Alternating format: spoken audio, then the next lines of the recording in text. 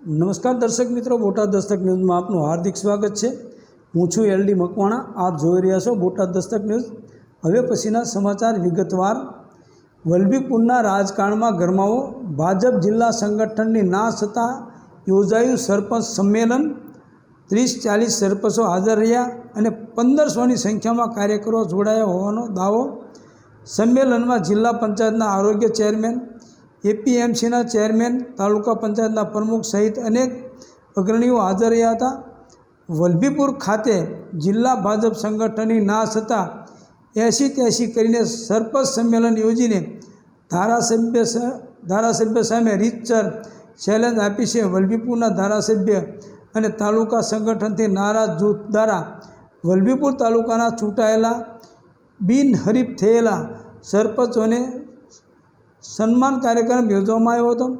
તાલુકાના લીમડા ગામે યોજાયેલા સરપંચ સંમેલનમાં ભાજપ અને કોંગ્રેસના મળીને 33 સરપંચો હાજર રહ્યા હોવાનો દાવો કરવામાં આવ્યો હતો। બહોળી સંખ્યામાં હાજર રહેલા ગ્રામજનો અને સરપંચોને સંબોધતા જિલ્લા ભાજપના પૂર્વ પ્રમુખ મુકેશભાઈ લંગાળિયાએ ધારાસભ્ય અને તેના મળતિયાઓ સામે વલભીપુર તાલુકાના વિકાસના કામોમાં ભ્રષ્ટાચાર કરાવાયાનો આક્ષેપ કરતા રાજકીય ખળભળાટ મચી ગયો હતો અને આના પુરાવાઓ મારી પાસે છે તેવો દાવો કર્યો હતો। આજના સંમેલનમાં ધારાસભ્યના મદદ કાર્યાલયની સમાંતર રીતે સેવાહી સંગઠનના નામકરણ સાથે અલગ કાર્યાલય ખોલવાની જાહેરાત કરીને રીતસર ધારાસભ્ય સામે મોરચો માંડ્યો છે। વધુમાં આગામી દિવસોમાં મુખ્યમંત્રી અને પ્રદેશ પ્રમુખની હાજરીમાં સરપંચોનું સન્માન કરવામાં આવશે તેવી જાહેરાત કરી હતી। આજના આ સંમેલન અંગે જિલ્લા ભાજપ દ્વારા એવું જણાવવામાં આવ્યું હતું કે આ કાર્યક્રમ ભાજપનો નથી, માટે સંગઠન હોદ્દેદારો અને પદનામિત આગેવાનોએ જવું નહીં।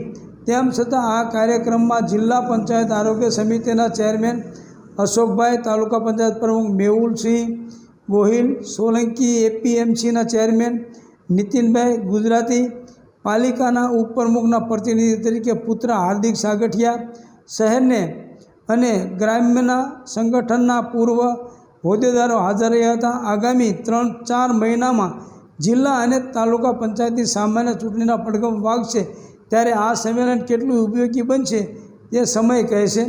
ધારાસભ્ય સામે મેં જે ભ્રષ્ટાચારનો આક્ષેપ કર્યો છે તે મને કોન્ટ્રાક્ટરોએ મારી સમક્ષ તેની વેદના વ્યક્ત કરી છે અને મેં આ બાબતે ધારાસભ્યને રૂબરૂ મળીને જાણ કરી હતી કે તમારા નામે કોન્ટ્રાક્ટરો પાસેથી ઉઘરાણા કરવામાં આવી રહ્યા છે અને મેં આ ગેરરીતિઓના મુદ્દે મુખ્યમંત્રીને તપાસ કરવા અને જવાબદારો સામે કાર્યવાહી કરવા રજૂઆત કરી છે। મુકેશભાઈ લંગાળિયા, પૂર્વ જિલ્લા પંચાયત ભાજપ પ્રમુખ અને સંમેલનના માર્ગદર્શક।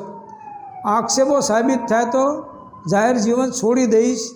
હું મુકેશભાઈ લંગાળિયાને ખુલ્લી ચેલેન્જ આપું છું કે મારી સામે કરેલા આક્ષેપો સાબિત કરી બતાવે અને હું આ આક્ષેપો અંગે જાહેરમાં ચર્ચા કરવા તૈયાર છું। મારી સામે પાયા અને આધાર વગર આક્ષેપ કરનારને ભ્રષ્ટાચાર સાબિત થતાં પક્ષે જિલ્લા પ્રમુખ તરીકે અધવચ્ચેથી રાજીનામું આપવાની ફરજ પાડી હતી। મારી સામે આક્ષેપો સાબિત કરી બતાવે તો હું જાહેર જીવન છોડી દઈશ। મહંત શંભુનાથજી ટુંડિયા, ધારાસભ્ય વલભીપુર। દર્શક મિત્રો, ભાજપના જે મુકેશ લંગાળિયા છે તેઓ ચેલેન્જ કરે છે ધારાસભ્ય શંભુનાથ ટુંડિયાજીને કે તમે તમારા માણસો ભ્રષ્ટાચાર કરી અને તમને પૈસા આપે છે, તમારા નામે પૈસા ઉઘરાવે છે, એવું જે મુકેશ લંગાળિયા છે એ ભાજપના જ નેતા છે। એ જ્યારે આક્ષેપ કરે છે તો એમાં કંઈક તો તથ્ય હશે, કારણ કે તથ્ય વગરનું કોઈ ભાજપનો નેતા ભાજપના નેતા વિરુદ્ધ આક્ષેપ ના કરે। પણ મુકેશ લંગાળિયાની પાસે પૂરેપૂરું જે ભ્રષ્ટાચારનું છે એ પૂરેપૂરું એમની પાસે માહિતી છે, તો જ એ આ આક્ષેપ કરતા હોય। આક્ષેપ જે છે એ પાયા વિહોણા ન હોય, એટલે ખરેખર આમાં કંઈક રંધાર્યું છે તો જ મુકેશ લંગાળિયા બોલી રહ્યા હોય।